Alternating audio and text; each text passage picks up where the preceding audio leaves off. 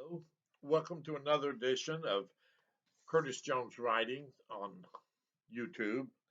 Uh, if you've been following me, I have finished reading the first two books uh, called Dad's Old Truck 1 and Dad's Old Truck Volume 2.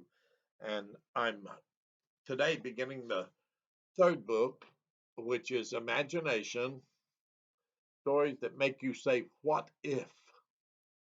I have stories in this that I had used to enter into contests on for e-magazines, and virtually everything I've got published here has been published in e-magazines, or at least of the contest stories. And I simply didn't take first place, so I wasn't in the money, but they were published nevertheless in their e-magazines. I thought about that for a while, and I think what they do, they don't have winners, but they get free content for their e-magazines, and people like me will send them in, and so they have all the content they need to run the e-magazine. Anyway, that's just a thought off the top of my head. Uh, Today we're going to start reading out of Imagination. It's been one of my favorite books for a long time because it's got such uh, interesting stories in it. This book is a collection of short stories and original poems that I had written. And so I'm going to read all the poems and probably one or two of the short stories that were in contests that won. So altogether, I'll be reading about 30 or 35 pages. So let's get started. Chapter 1, Poems.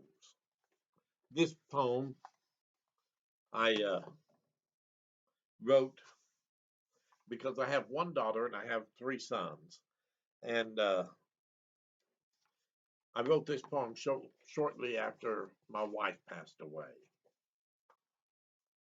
And the poem goes like this: A daughter is quite a wonderful thing to have had.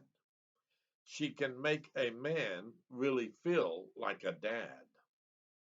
She calms his spirit when he gets mad and helps him realize why he should be glad. A daughter is a reminder of a man's first love. She can brighten his heart like the cooing of a dove. She will encourage his heart to the point of great joy and help him accept her own chosen boy. O daughter, the joy that I feel. You take a broken heart and make it to heal.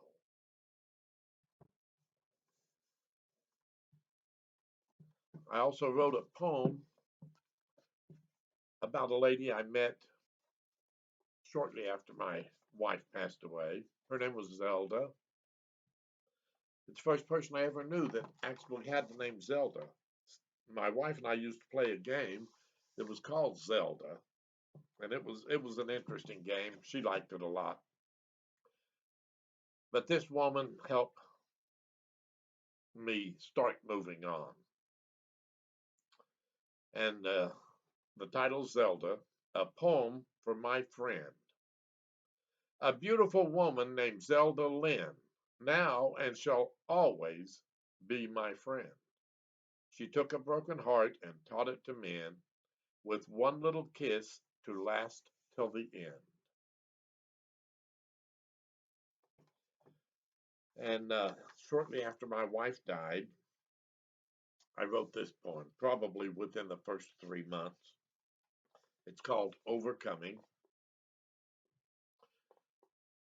and it goes like this: Normal, then comes the day when you are no longer gay and you want to run yourself away, but no, truly, you must stay. Comes the soul with sunshine's ray, it's God's answer because you pray. Now comes fear that you may stray, now beaten down by emotion's pay. Now see our God's loving way. His guiding hand prevents our sway. Another then takes hold your hand and leads you back to the living land. Now know this, that God is good. You want to live just as you should. You'd go to heaven now if you could, but stay with your friends because you could.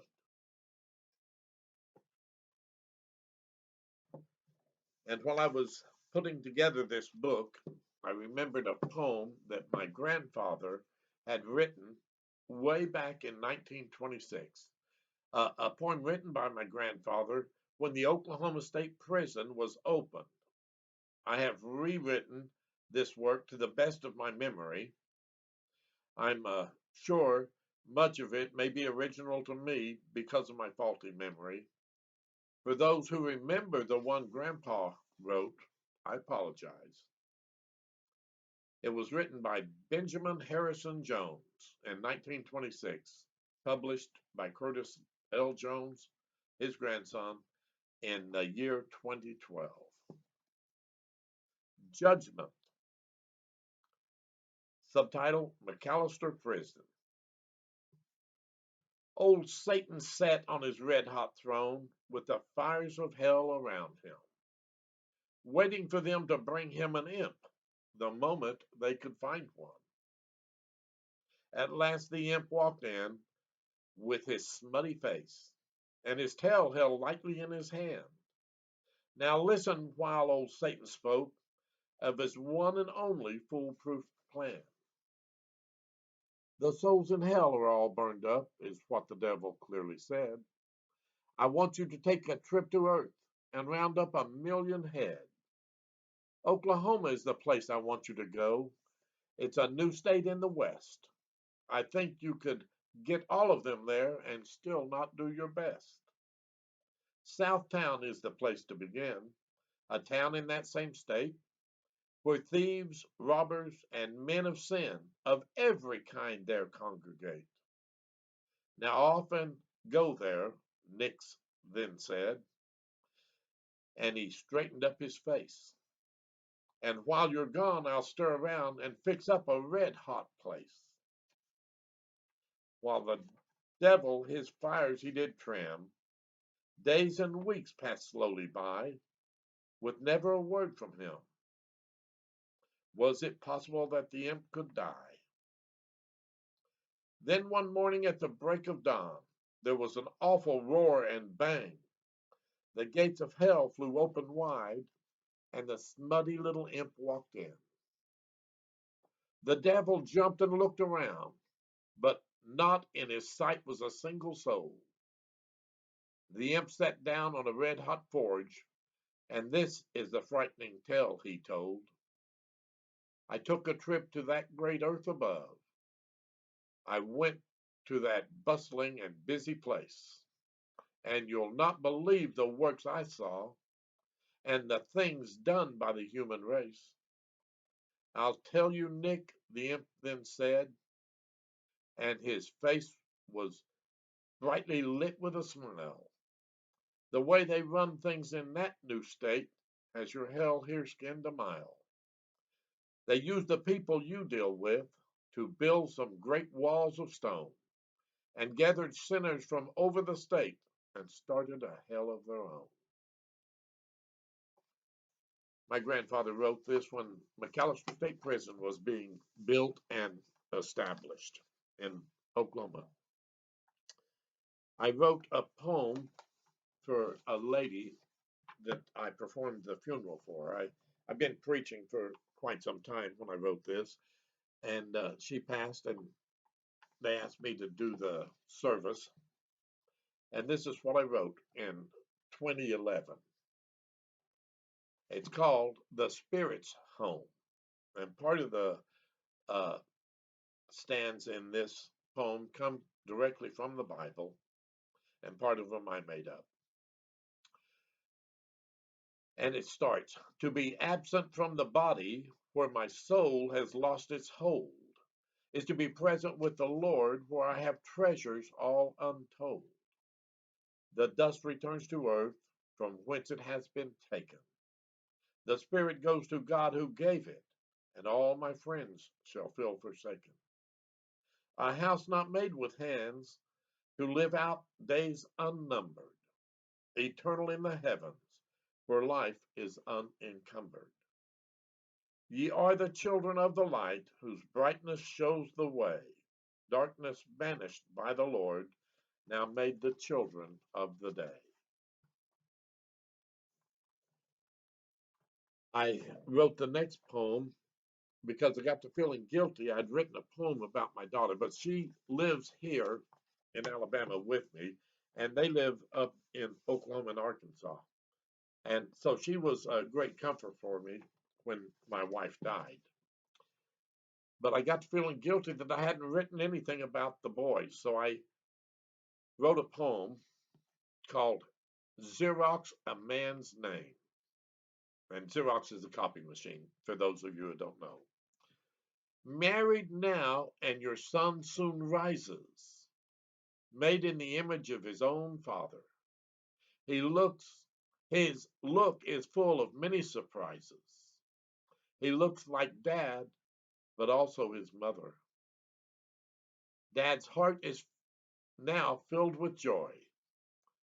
He hopes for wellness and bountiful health. Deep inside him, he wishes for a boy, because that is equal to a man's good wealth. If you have children and one be a male, that be power to put wind in your sail. Say you have two and both are boys, that will multiply all of your joys. If by chance the Lord gives you three, consider yourself as lucky as me. For I have sons numbering 1, 2, 3, and each one as different as he can be. When it is all said and it is all done, your name is carried by your sons. So the next generation, whatever they be, will be the branches of your family tree. The next poem I wrote called Reflection, and I wrote it shortly after my wife died, probably a year and a half or something. But it seemed awfully close. And I didn't even put a date on this one for when I wrote it. It's probably 2016 or 2017. Reflection. Early morning, as I rise, I find direction. I stand gazing at my own reflection. I look deeply into my gray blue eyes, and my father's frown brings me surprise. I look and study what meets my view. I think to myself, is this really you? The hair on top is no longer brown. Sometimes my smile looks like a frown. I glance down to see my own older hands, wrinkled in spot from age, I understand. My face is more plump and not as before. To me, there seems to be a whole lot more. Such changes come slowly, I have been told. I was once young, and now I become old. Brown hairs show, brown hair's slow change has made it gray, and now I see that color every single day. My smooth skin has become coarse and dry. The ability to see clearly is leaving my eyes. Functions of my body are losing their way. Those things are now the concern of my days. When you're young, life is full of days. In the middle of life, you see sun's rays. As the years go rushing and they fly by, it can't be long until in the grave we lie.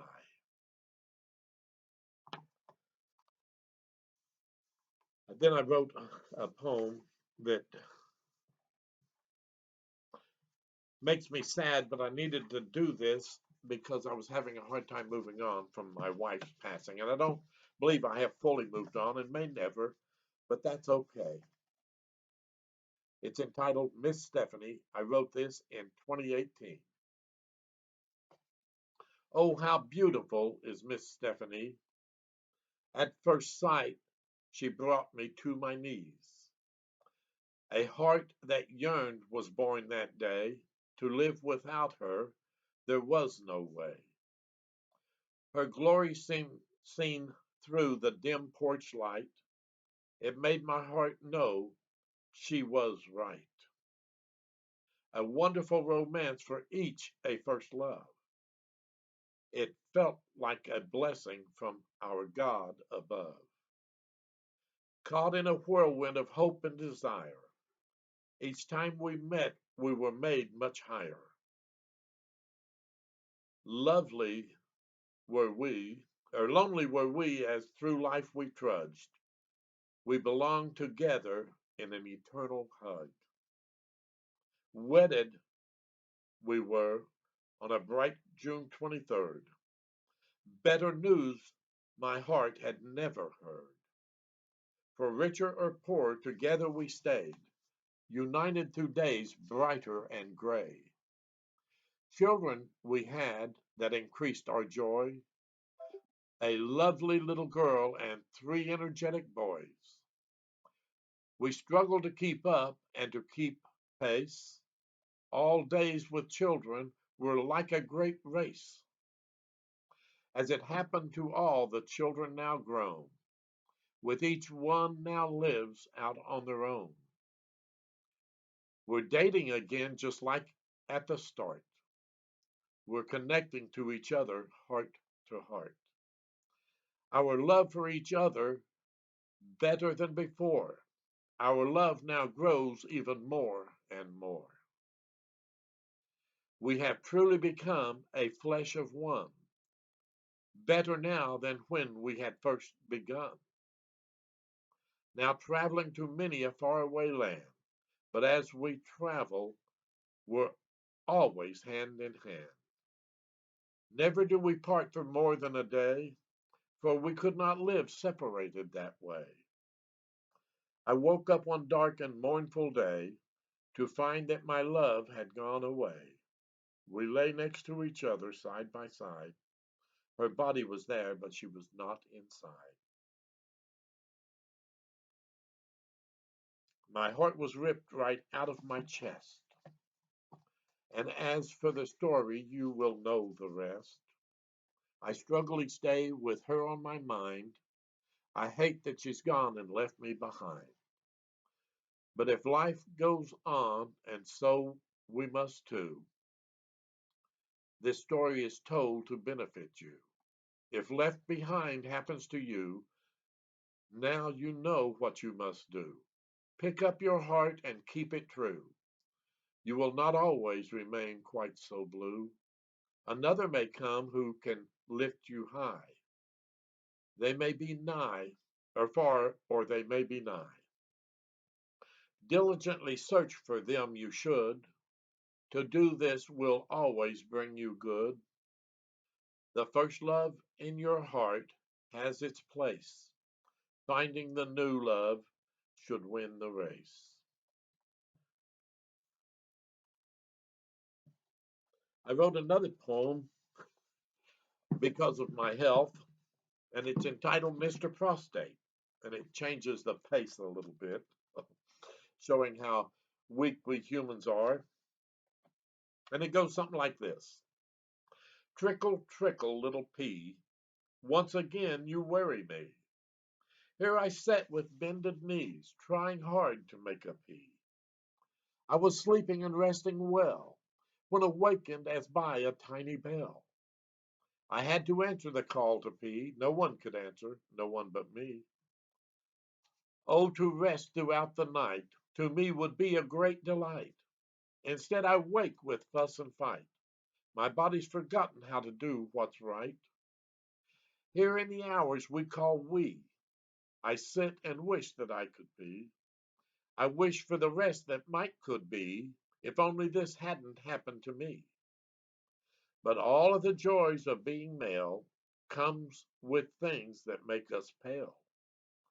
Accept all the good that comes with the bad, and all will say that you're a good lad. A gland the size of a walnut shell can make you forget that all is well. It can embarrass you so you hide your face. It could make you avoid the whole human race. Although all of our life, or through all of our life, we wax and wane, but at least this one doesn't cause us pain. I've enjoyed the good with the bad, so I'll not let this thing make me mad. I enjoyed writing that one. It just seemed appropriate. I wrote another poem. How many have I got? Okay, this may be the last one. Okay, this is the last poem that I published in this book. Uh, it's called As Flowers We Are. It's a philosophical poem. We are each like flowers when we are born. Beloveds hold us like bouquets and feel warm. We come wrapped tightly like beautiful little buds. As our petals unfold, it brings us such love. When we blossom, we feel love's tight hold. It gives us strength, it makes us bold. The petals unfurl and colors the family of man. It was so from the beginning, it's God's great plan. We are each as unique as we can be. No other was made that was made like me. The colors and textures that make up our bloom. For another like me, the world has no room. We find love and our bloom is changed. To impress another, the bloom we rearrange. We want to draw them like a moth to a flame because they are always on our brain. We start a new life as we open this door. It is so different from what it was before. We grow out of our little garden at home. It's not long until we start to roam. Soon to another we begin to belong. As our blooms mix, we're never alone. Now we are made a single bloom. Only for each other are we able to swoon. Now we bring seedlings to the light. They give us strength, they give us might. For them we are always ready to fight. For them we always do what's right. As soon as their beauty reaches that age, they can't see it now, but you are the sage. You inform and advise to the best of your might. You hope to give them that inward sight. Grandchildren now flourish and grow tall. Everything they have done is our all in all. Our flower's glory has shown all its best. The time has come for us to seek rest. Our flowers age, and the bloom soon fades. The beauty of youth now shows its age. Beauty now seen only by the power of love, seen with our hearts as commanded from above. We will always find the end of days, for it is known as the dear Lord's way. We come for a while but cannot stay. We're homeward bound on the appointed day. That's the last of the poems I have in the book, but I enjoyed them and I wanted to make sure you had a chance to hear them. Now, the first of the short stories I'm going to read is entitled Afterwards. And it kind of came in a dream to me, and so I set up, and not every detail of this, but it was in a dream, and I remembered living close to a freeway and crash between a car and a truck happened on the freeway about 100 yards from our house. And so I combined both of those events into one story. It's chapter 2 called Afterwards. This is one of the stories that were in the contest I entered, and it got printed in an e-magazine. It goes, I'd driven long and hard after I left home this morning. My eyes were so tired I could hardly keep them open. I was only 50 miles from my destination when I was awakened by the horn of a large truck coming straight at me. The truck filled my windshield and that was all I could see. I remember hearing the tires on my car squeal with an ear-shattering scream.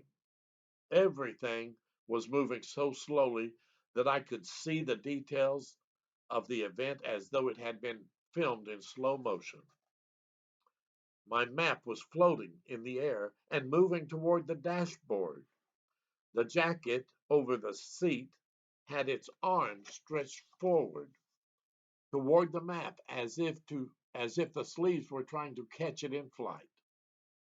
The reflection of the truck's headlights danced off the chrome buttons on the back of the seat, as if someone had flashed the light on a camera over and over. The seatbelt seemed to be moving toward the front of the car as if gravity had suddenly changed direction.